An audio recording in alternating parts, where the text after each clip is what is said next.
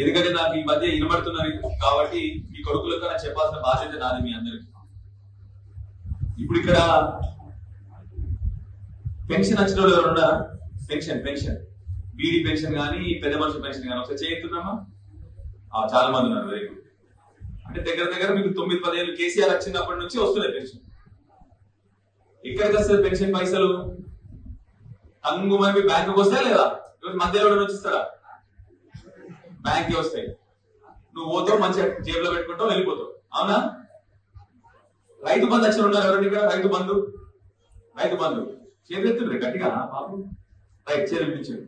నీ రైతు బంధు పైసలు ఎక్కడికి వస్తాయి? బ్యాంకులకు వస్తాయి కదా. డైరెక్ట్ నీ బ్యాంకులకు వస్తాయి. టింగు మన సపోర్ట్ వస్తుంది ఫోన్ లా. నువ్వు పోతావు, జేబులో పెట్టుకుంటావు, పోతావు. కళ్యాణ లక్ష్మి వచ్చిన ఉన్నారు ఎవరండి ఇక్కడ? కళ్యాణ లక్ష్మి చెక్ వచ్చిన వాళ్ళు ఉన్నారు ఎవరన్నా? కళ్యాణ లక్ష్మి వచ్చింది కదా బేట? నీకు చెక్ వచ్చింది, నీ పేరు వచ్చింది కదా బేట? వచ్చింది, పోయినావు, పైసలు తీసుకున్నావు, అయిపోయింది. ఎందుకు చెప్తున్నా ఈ ముచ్చడంటే, ఇప్పుడు రైతు బంధుకి ఎన్నిసార్లు వచ్చింది? కేసీఆర్ 11 సార్లు ఇచ్చింది రైతు బంధు. ఎవరికైనా రూపాయలు ఇచ్చినావు నువ్వు? ఇయ్యలే కదా. రూపాయి అవసరం రాలే. ఎందుకు? డైరెక్ట్ నీ బ్యాంక్ లోకి వచ్చింది.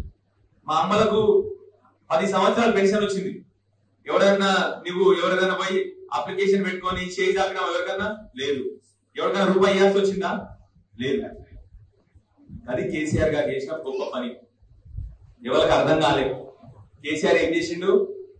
మధ్యలో ఒక మంచి వస్తే మళ్ళీ చేయి చాపుతారని డైరెక్ట్ నీ బ్యాంకు వేయడం మొదలుపెట్టింది. ఏది ఇచ్చినా నీ బ్యాంకుకు రావాలి, మధ్యలో ఎవరు రావద్దు. ఈ మధ్య నాకు షికాయత్ వస్తుంది మళ్ళీ. ఇందిరా మిల్లుకు ఒక రేట్ అట, దాని పేరేంది ఇంకోటి, మన రేషన్ కార్డుకు ఒక రేట్ అట.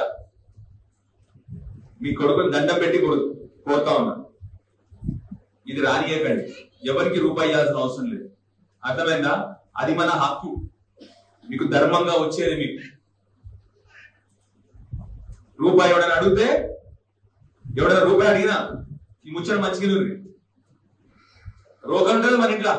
రోగల బండి ఉందా అందరి లేదా? ఇంకా తీసేసిన గ్రైండర్ పెట్టింది అందరూ. రోగల బండి ఉన్నది కదా, ఆ రోగల బండి తీసి మన తల మీద కొట్టి నా పేరు చెప్పుండ్రి. నేనే స్టేషన్ జైలుకి నేను పోతా, నా పేరు చెప్పుండ్రి. అర్థమైందా చెప్పి మీకు? మీ కొడుకులకే చెప్తున్నా, దేనికి ఎవరికి రూపాయి ఇవ్వాల్సిన అవసరం లేదు. బాగా ఈ మధ్య తమాషా అయిపోయింది అందరికి. కేసీఆర్ కింది కొరకే ఆ రోజు ఏం చేసినా డైరెక్ట్ నీ బ్యాంకులకు వచ్చినట్టు చూసుకున్నాడు. తెలుసు ఆయనకి లంగతనాలు లంగ ముచ్చట్టు ఉంటాయని చెప్పి తెలుసు ఆయనకి. అందుకొరకే ఏం చేసినా ప్రజలకు డైరెక్ట్ ఇవ్వాలి. అందరు ఏమనుకున్నారు? వాటికైనా బ్యాంక్ వస్తుంది అనుకున్నారు. కాదు, మీకు ఎవరి మధ్యలో రావద్దని సార్ బ్యాంకులు వేసింది. సో ఇప్పుడు కూడా అదే చెప్తాం మీ అందరికి. దయచేసి మీకు బిల్లులు వస్తాయి, సరే, దానికి ఒక పద్ధతి ఉంది కాబట్టి పద్ధతి ప్రకారం కట్టుకోరు అంతే. ఎవరు ఆపనికి లేదు. స్లాబ్ వేసినప్పుడు కింద బేస్మెంట్ కట్టినప్పుడు 1 లక్ష అందరికి బిల్లులు వస్తాయి. ఎవరికి ఏం కష్టం ఉన్నా, మీకు నా ఇల్లు అడ్రస్ తెలుసు కదా, బస్ స్టాండ్ ముందంటే బస్సు దిగితే నా ఇల్లు ఉంటుంది, నా ఫోన్ నెంబర్ ఉంటుంది. ఎవరైనా మీరు నాకు కష్టపడితే నాకు చెప్పుకున్నాను, విలేజ్ సెక్రటరీ కానీ ఎవరైనా కానీ. ఇది మన హక్కు. ఇక్కడ ఉన్న అధికారులందరికీ జీతాలు వస్తున్నాయి ఆల్రెడీ. అర్థమైనా చెప్పింది మీకు? సో దయచేసి మీ అందరికీ కోరేది ఒకటే, ఎవరికి కూడా రూపాయి ఇవ్వద్దు. మంచి బ్రహ్మాండంగా ఇల్లు కట్టుకోర్రి. ఇల్లు మంచి మీ అందరికి వస్తున్నాయి, అది మన హక్కు. దాన్ని మంచి సద్వినియోగం చేసుకోవాలని చెప్పి మీ అందరినీ కోరుతూ, ఏం కష్టం ఉన్నా ఎవరికన్నా, కొందరు వెనకాల నవ్వుతున్నారు అంటే వాళ్ళకు కూడా ఫోన్ వచ్చినట్టుంది, నాకు 5-10 వేలు కావాలని చెప్పేసి. దండం పెట్టి చెప్తున్నా, మీ అందరికి ఎవరికి రూపాయి ఇచ్చేది లేదు. అర్థమైందా? మీ కొడుకుగా చెప్తున్నా, ఇక్కడ అన్ని నా మంచి ఉద్యోగం అన్ని బంద్ చేసుకుని వచ్చిన.